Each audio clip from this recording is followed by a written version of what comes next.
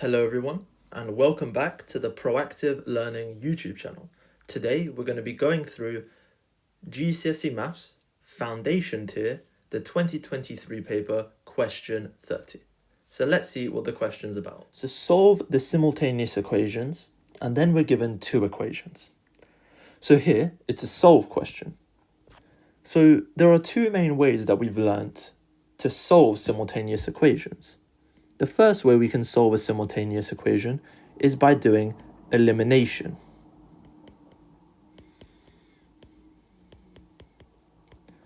But then there is also a second method that we've learned, and that is substitution. Here we can do both examples and see which one is easier to do and how we can tell which one is easier to do. So let's first look at elimination. So using the method of elimination, what we want to do is get either the left-hand side or the right-hand side equal to each other. So one way we could do this is, let's say we want to match the x terms. What is the easiest way we can match these two terms? And something that comes straight away to mind is by making both of them 12x, since 4 times 3 is 12. So let's do that. So for the first equation, we have 3x plus y, and that's equal to negative 4.5.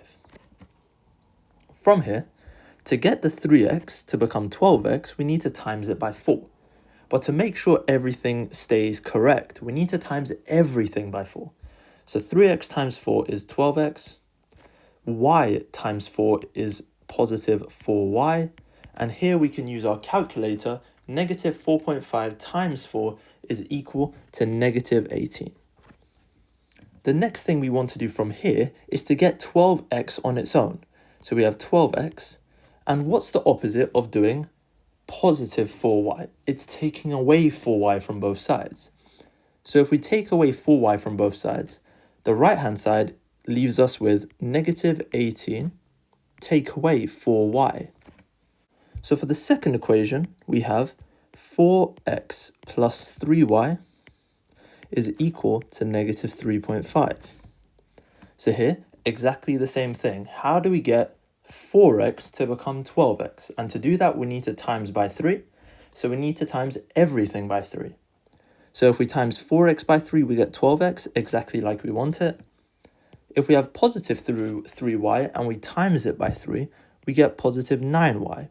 And exactly the same as the first equation, if we put negative 3.5 times 3 into our calculator, we get negative 10.5. From here, let's get 12x on its own. So 12x is now equal to, the opposite of adding 9y is taking away 9y from both sides. So then we have negative 10.5 take away 9y. So now we've been left with two equations, both of them that equal 12x. So the next step from here is, if we have two equations that both equal the same thing, in other words, they are the same thing.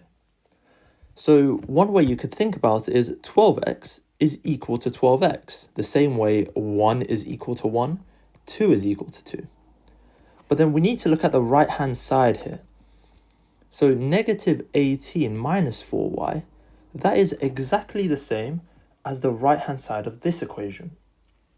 So we can write negative 18 take away 4y is equal to negative 10.5 minus 9y. And now here we can see we only have the y as our unknown. So let's rearrange and find out what our y equals.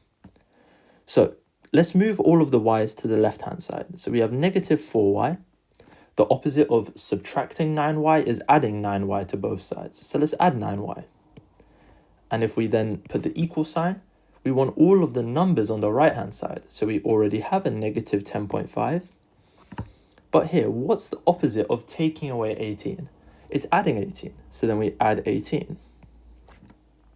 Now, if we have negative 4 lots of something and we add 9 lots of something, we then have 5 lots of something, in this case, 5 lots of the y. Then on the right-hand side, if we've got negative 10.5 and we add 18, we're left with positive 7.5. Now, if you're ever unsure, feel free to just put this into a calculator and you should see that you get 7.5. From here, to get from 5y to y, we need to divide both sides by 5, don't we? So when we divide 7.5 by 5, what are we left with? We're left with 3/2. But we're not done yet, because we found out what our value for y is, or our solution for y, but we need to find out the value for x, because that's what we need to do for our simultaneous equation. So how could we do that? One way we could do that is we could just sub it back in. So if we take the first equation, we have 12x, and that's equal to negative 18 minus 4y. Now here, let's just substitute in y for 3/2. So we have 12x is equal to negative 18 minus 4 lots of 3/2. Now, if you put the right-hand side into your calculator, you should get the following. So negative 18 take away 4 lots of 3/2. And that gets us negative 24. So we have 12x is equal to negative 24. Now here, exactly the same thing. How do we get from 12x to x on its own? We need to divide by 12. So if we divide the right-hand side by 12, what are we left with? We're left with negative 2. So as a result, we found our solution now. X is equal to negative 2, and y is equal to 3/2. So that is the way you would do it when it comes to elimination, because we've eliminated the 12x terms in both equations. Now, let's move on to the second method, which is the process of substitution. And we'll check to see if we get the same answer and to see which one's easier, which one requires less working. So in the first half of the video, we looked at how we could solve question 30 via the process of elimination. But now we're going to have a look at how we can solve it using the substitution method. So the first thing we want to do with the substitution method is to get one of our variables as the subject of one of our equations. One way you could think about it is, what is the easiest way you could do it? So if we look at the first equation, we have a 3x, we have a y, and we have a constant. Here, we have one variable where it's just on its own. So the examiner's being quite nice. They've given that to us without us needing to do anything. But if we look at the second equation, we've got a 4x, a 3y, and a constant. So here we don't have one lot of a variable. We've got quite large numbers here. So what you can think about here is, let's choose to rearrange to find this, or this term y. So we have 3x plus y, and that's equal to negative 4.5. From here, we want to make y the subject, so y is equal to. But now we need to somehow get rid or move this plus 3x. So what's the opposite of adding 3x? It's taking away 3x to both sides.